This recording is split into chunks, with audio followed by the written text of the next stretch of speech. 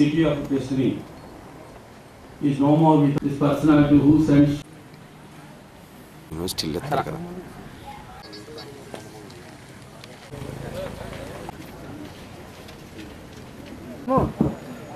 గారి గురించి తెలియని వారు ఎవరు లేరు. ప్రసాద్ గారు చెప్పినట్లు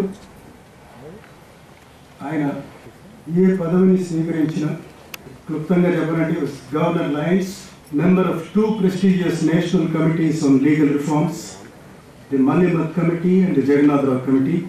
వారు ఇచ్చినటువంటి విశాఖపట్నానికి వరాల్లో గురజాడ కళాక్షేత్రం, ఆనాడు ఎన్టీ రామారావు గారిని ఎన్టీ రామారావు గారు పిలిచి మిమ్మల్ని నేను ఆహ్వానిస్తున్నాను. ఆయనకి జడ్జెస్, చీఫ్ జస్టిస్, పెద్ద పెద్ద వాళ్ళందరూ వచ్చి ప్రెసిడెంట్ ఆఫ్ ఇండియా వచ్చి సుబ్బారావు గారు అంటే ఆయన అడిగితే he would have sat on the bench of the Supreme Court. He said no. ఒక్కటే ఆయన కోరిక. ఆ కోరిక ఏంటంటే విశాఖపట్నాన్ని నేను I must shape it into one of the best cities. Visakhapatnam పోగొట్టుకుంది. అలాంటి మళ్ళీ అలాంటి వ్యక్తిని ఎవరన్నా చూడగలమా అని అనిపిస్తుంది నాకు.